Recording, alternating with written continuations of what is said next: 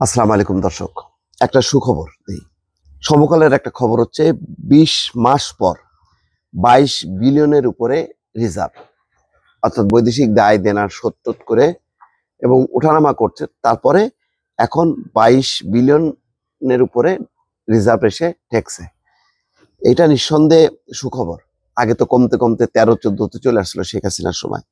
এবং যে এই ধরনের লুটপাট, টাকা পাচার, এটা যদি অব্যাহত থাকতো শ্রীলঙ্কার চেয়েও খারাপ অবস্থা হতো বলে অনেকেই বলছেন। ওয়াহিদুদ্দিন মাহমুদ সেদিন বলছিলেন যে সরকার আসলে বিপ্লবের দরকার ছিল না, এমনিতেই পড়ে যেত, যে অর্থনৈতিক সংকট হতো। যাক, এখন সুখবরটা হলো এই, সমকাল যেটা প্রকাশ করছে, দেশের বৈদেশিক মুদ্রা রিজার্ভ ২০ মাস পর আবার $২২ বিলিয়ন ছাড়িয়েছে। আজ রিজার্ভ উঠেছে $২২.04 বিলিয়ন। এর আগে সর্বশেষ ২০২৩ সালের আগস্টে রিজার্ভ ছিল $২৩.25 বিলিয়ন। সেখান থেকে পরের মাসে কমে $২১.05 বিলিয়ন নেমেছিল। এরপর আর $22 বিলিয়ন অতিক্রম করতে পারেনি। বাংলাদেশ ব্যাংকের মুখপাত্র নির্বাহী পরিচালক আরিফ হোসেন খান বলছেন, অর্থ পাচার কমে যাওয়ায় বৈধ পথে রেমিটেন্স বাড়ছে। অর্থাৎ অর্থ পাচার কমছে এবং বৈধ পথে রেমিটেন্স আসছে, যার কারণে রপ্তানিতেও উচ্চ প্রবৃদ্ধি হচ্ছে। এইসব কারণে রিজার্ভ বাড়ছে, ডলারের দরও স্থিতিশীল রয়েছে। ডলার নিয়ে কিন্তু এখন দেখেন কোনো ক্রাইসিস নেই, কোনো হইচই নেই। বাংলাদেশের অর্থনীতির জন্য এটা সুখবর।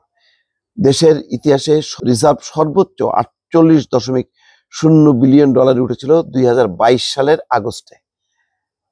সেখান থেকে প্রতি মাসে কমতে কমতে সরকার পতনের আগের জুলাই শেষে $20.39 নেমেছিল। কেউ কেউ বলেন যে আরো নেমে, মানে 15, 16, 14, 13-তে চলে আসছিল। যাই হোক, 20 যদি কমে থাকে সরকার পতনের আগে, তাহলে সরকার পতনের পর, অর্থাৎ আওয়ামী লীগ সরকার পতনের পর বাড়ছে। এটা তো উন্নতি নাকি উন্নতি না? শেখ হাসিনা বলে না তার কোনো বিকল্প নেই, শেখ হাসিনার সরকার বারবার দরকার। কোথায়? শেখ হাসিনা নাই, তার এই লুটেরা মানে যে মন্ত্রীরা তারা নেই, তারপরে তো বেড়ে গেল ঠিকই। এবং এই সমস্ত হিসাব তো কোনো বগিযোগী কোনো হিসাব না, রিয়েল হিসাব। তবে সরকার পতনের পর রিজার্ভ থেকে কোনো ডলার বিক্রি করছে না কেন্দ্রীয় ব্যাংক, বরং বাজার থেকে ডলার কেনা হচ্ছে। একই সঙ্গে বাজার ব্যবস্থাপনার মাধ্যমে আগের $320 কোটি দায় পরিশোধ করা হয়েছে। এরপরও রিজার্ভ বাড়ছে, দায় শোধ করা হচ্ছে। দেখেন কয়েকদিন আগে কাতারে, সেখানে এক চেকে $356 মিলিয়ন দিয়ে দেওয়া হলো। এবং যখন নাকি জ্বালানি মন্ত্রীর সঙ্গে মিট করছে ডক্টর মোহাম্মদ ইউনূস, তার আগে ফাজুল কবির বলেন যে স্যারকে যাতে মাথা নত না করতে হয়, স্যারের সম্মান রক্ষা করার জন্য আমরা এক চেকে দিয়ে দিছি। এবং এই কারণে কাতারের জ্বালানি মন্ত্রী হোয়াটসঅ্যাপে তাকে থ্যাঙ্কস পর্যন্ত জানাইছে। এবং খুশি হয়ে কাতার সরকার বলছে যে তোমাদের কোন কোন খাতে বিনিয়োগ তোমরা চাও, তোমাদের একটা টেকনিক্যাল টিম আমাদের দেশে পাঠাও।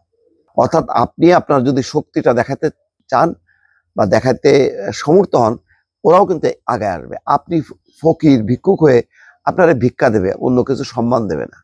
তো এইবার কাতার যে কিন্তু ডক্টর মোহাম্মদ ইউনূস সম্মান নিয়ে এসছে। আচ্ছা, একই সঙ্গে বাজার ব্যবস্থাপনার মাধ্যমে $320 কোটি দায় পরিশোধ করেছে। এরপরও রিজার্ভ বাড়ছে। আবার ডলারের দরও অনেকদিন ধরে 122 টাকায় স্থিতিশীল রয়েছে। এটাও একটা দেখেন যে ডলার নিয়ে বাজারের যে অবস্থা, 124, 25, 26 টাকা, 28 টাকা পর্যন্ত উঠছে, সেটা কিন্তু 122-এ এসে ঠেকে আছে। এবং এটা বেশ অনেকদিন থেকে। এখন আস্তে আস্তে যত রিজার্ভ বাড়তে থাকবে, রেমিটেন্স প্রবাহটা যত বাড়বে, ততই কিন্তু ডলারের আস্তে আস্তে কমতে থাকবে। এখন হলো সবচেয়ে চ্যালেঞ্জ হচ্ছে রিজার্ভটা ধরে রাখা এবং আস্তে আস্তে আরো রিজার্ভটা বাড়ানো। আশা করা যায় যে সেই চ্যালেঞ্জে সরকার বেশ খানিকটা আগায় গেছে। দর্শক ভালো থাকবেন, আল্লাহ হাফেজ।